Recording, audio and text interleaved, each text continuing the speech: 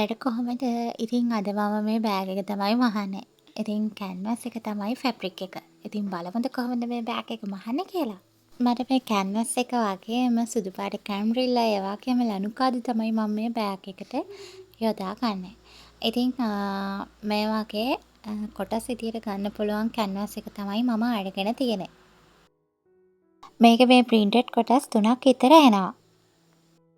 ඉතින් මාකට් එකට යන්න විතරක් නෙමෙයි ඔයාලට පුළුවන් මේකෙන් ලස්සන ස්කූල් බෑග් පවා මහගන්න. ඉතින් ඒ වගේ බෑග් එකක් මහන වීඩියෝ එකකුත් මම ඉදිරියේදී ඔයාලට කියන්න බලාපොරොත්තු වෙනවා. ඉතින් බලමු අපි මේකෙන් මුලින්ම මේ බෑග් එක මහගන්නේ කොහොමද කියලා. මම මේ කඩු දෙකෙන් මොකද්ද භාවිතා කරන්න කියලා හිතාගන්න බැරුව ඉන්නේ. ඉතින් සුදු පාට තමයි ගැලපෙන්නේ. උනාට සුදු පාට ඉක්මනින් කිලුට වෙන හින්දා මම හිතුවා අලු පාට කාදුව භාවිතා කරනවා කියලා. ඉතින් මේක මහගන්න කැන්වස් එකට අමතරව මට මේ කැම්රිල් එක, කතුර, එතකොට අඩි රෝල, ඒ වගේම ටේප් එක මේ දේවල් තමයි මට මේ බෑග් එක මහන්න උවමනා වෙන්නේ. ඔන්න ඉතින් මුලින්ම මම මේ කැන්වස් කොටස තමයි අරගන්න කපා ගන්න. ඉතින් මේවා ඔයාලට කඩවල් වලින් ගත්ති කොටස් විදියට තමයි කපලා දෙන්නේ. මුලින්ම මම මේ කොටස් තුන වෙන් කරගන්න තමයි දැන් මම මේ හදන්නේ.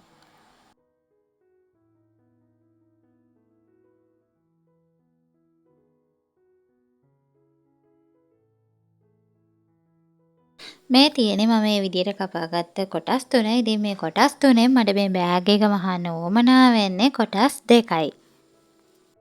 මම මේ බෑග් එක මහන්න ගත්ත කොටස් දෙක කෙරවලේ දෙපැත්ත තිබ්බ කොටස් දෙක ගත්තේ. ඒ නිසා ඉතින් මේ කොටස් දෙකේ මේ අයින් කොටස් දෙක කපලා ඉවත් කරගන්නවා.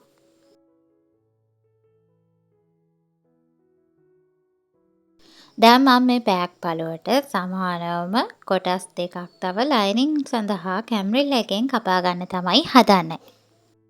මම මේ අරන් තියෙන කැම්රිල් එක නම් ලයිනින් සඳහා ගොඩාක් හොඳයි කියලා හිතනවා. ගොඩක් ගණන්කමින් තියෙන කැම්රිල්ල එකක්. ඉතින් ඔයාලා දන්නවා සමහර කැම්රිල්ල වර්ග තියෙනවා බාල කැම්රිල්ලා, පූල් පිපෙන කැම්රිල්ල වර්ග. ඉතින් මේක නම් ගොඩාක් හොඳයි. ඉතින් මම මේකෙන් තමයි අද ලයිනින් කපා ගන්නේ. ඉතින් කැම්රිල්ල කොටස මෙන්න මේ විදියට දිග ඇරලා ඊට පස්සේ මම මේ බෑග් පළුවක් අරගෙන මෙන්න මේ විදියට තියලා කපා ගන්නවා.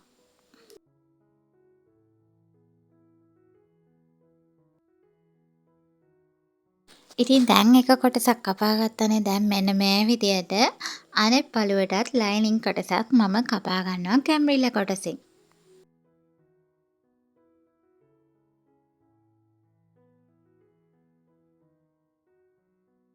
දැන් මම මේ කපාගත්ත ප්‍රධාන බෑග් පළු දෙකයි ඒ වගේම කැම්රිල්ල කොටස් දෙකයි මේ විදියට එක පිට එක උඩ තියා ගන්නවා.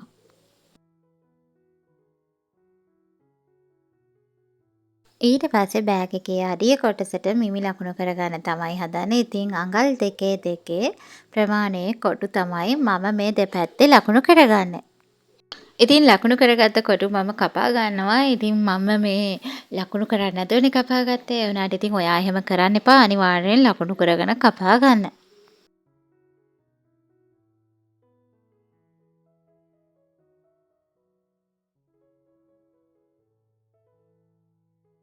ඉතින් මට ඔයාට දිග පළල මේකේ කියන්න බැරි වුණානේ. මම දැන් මේ දිග පළල මැනගන්න තමයි හදන්නේ. ඉතින් මේකේ පළල අඟල් 19කුත් දිග අඟල් 19කුත් තමයි වෙන්නේ. ඉතින් දැන් ඔන්න අපි යමු මහන්න. මුලින්ම මම බෑග් එකේ හොඳ පිටට මෙන්න මේ විදියට හොඳ පිට තියලා ඇතුල් පැත්තට මේ දෙපැත්ත මහ ගන්නවා. ඔන්න ඉතින් මහගත්තට පස්සේ මෙන්න මේ විදියට තමයි තියෙන්නේ. ඊට පස්සේ මම මේ බෑග් එකේ අඩිය කොටස මේ පැත්ත මහ ගන්නවා. ඉතින් බෑග් එකේ අඩිය කොටස මහගත්තට පස්සේ මෙන්න මේ අඟල් දෙකේ දෙකේ කොටු දෙකක් අපි අඩිය කොටස දෙපැත්තෙම කපා ගත්තනේ. ඒ කොටස් දෙක මෙන්න මේ විදියට නමලා දෙපැත්තම මහ ගන්නවා. ඔන්න ඉතින් ඊට පස්සේ බෑග් එකේ ප්‍රධාන පළුවේ අඩිය කොටස් මහගත්තට පස්සේ මෙන්න මේ විදියට නමලා බලන්න ඕන එක සමානවම තියෙනවද කියලා. ඔන්න දැන් ඉතින් මේ කොටසේ වැඩ ඉවරයි. දැන් මට තියෙන්නේ මෙන්න මේ කොටස පැත්තකින් තියලා ලයිනින් කොටස මහගන්න තමයි. ඉතින් ලයිනින් එකත් ඒ විදිහට තමයි මහගන්නේ. මේ විදිහට දෙපැත්ත මහගෙන ඊට පස්සේ මේ අඩිය කොටස මහගෙන ඊට පස්සේ අඟල් දෙකේ කොටු කපාගත්ත ලයිනින් කොටසෙත් ඒ කොටු කොටස් මේ විදිහට නමලා ඒ දෙපැත්තත් මහගන්නවා. ඉතින් හොඳ පිට ඇතුල් පැත්තට තියලා තමයි මම මේකත් මහගන්නේ. ඉතින් ලයිනින් කොටසත් අඩිය කොටස මහගත්තට පස්සේ මේ විදිහට තියලා බලන්න එක සමානවම තියෙනවද කියලා. දැන් මං කාදු කොටස සම්බන්ධ කරගන්න තමයි හදන්නේ බෑග් එකට.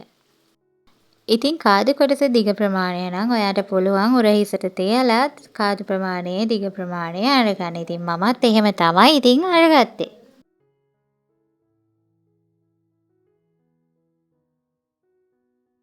ඊට පස්සේ කාදුව මේ විදිහට හොඳ පිට ඇතුළට මේ විදිහට රිංගවල දෙපැත්ත මහගන්නවා. දැන් මම මේ ප්‍රධාන බෑග් පළුව අනිත් පැත්තට හරව ගන්නවා. හරව ගත්තහම මේ වගේ තමයි තියෙන්නේ. ඉතින් හරව ගත්තට පස්සේ මම මේ ඉහළ කෙරවන මෙන්න මේ විදිහට අඟල් භාගයක් විතර ඇතුල් පැත්තට නමා ගන්නවා වටේටම. ඉතින් කාදු කොටස හරිය නමා ගන්න අවශ්‍ය වෙන්නේ ඉබේම නැමිලා තියෙන්නේ මහගත්ත නිසා.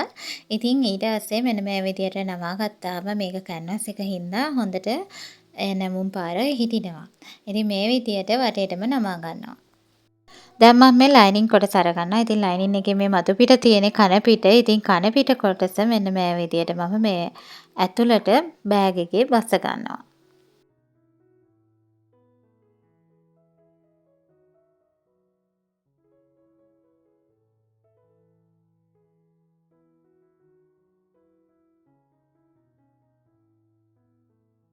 දැන් මම මේ කැමරිල එක මෙන්න මේ විදිහට අඟල් භාගයක් පිටපැත්තට හිටින්න මෙන්න මේ විදිහට නමා ගන්නවා වටේටම. ඉතින් ආධුනික කෙනෙක් නම් ඔයා අනිවාර්යෙන් පින් කරගෙන මහගන්න බලන්න. දැන් අපි බෑග් එකේ ඉහළ වාටිය ඇතුල් පැත්තට අඟල් භාගයක් නමා ගත්තනේ. කැමරිල්ල එකේ පිටපැත්තට අඟල් භාගයක් නමාගෙන මේ විදිහට වටේටම පින් කරගෙන මහගන්නත් පුළුවන්. ඔයා ආධුනික කෙනෙක් නම් අනිවාර්යෙන් පින් කරගෙන මහගන්න. මම මේ විදිහට තියාගෙන මේ මූට්ටුවට තියාගෙන තමයි මහගන්නේ වටේටම.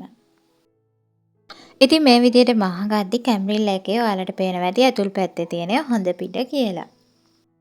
ඉතින් දැන් තියෙන්නේ මේ වටේටම මහගෙන යන්න තමයි. හැබැයි ඉතින් ඔයාලට මේ බෑග් එකේ කටට අයිලට් එකක් වගේ පාවිච්චි කරන්න පුළුවන්. නැත්නම් බටන් එකක් පාවිච්චි කරන්නත් පුළුවන්. හැබැයි ඉතින් මම නම් භාවිතා කරේ නැහැ. ඉතින් බලමු කොහොමද මේකේ අවසාන නිමාව කියලා. මෙන්න මේක තමයි නිමාව. ඔන්න ඉතින් හරිම ලේසියෙන් මහගන්න පුළුවන් බෑග් එකක් තමයි මම අද ඔයාලට අරගෙන ආවේ. ඉතින් චූටි වෙලාවක් අරගෙන channel එක subscribe කරන්න අමතක කරන්නත් එපා. ඒ වගේම bell icon එක click කරන්නත් අමතක කරන්න එපා.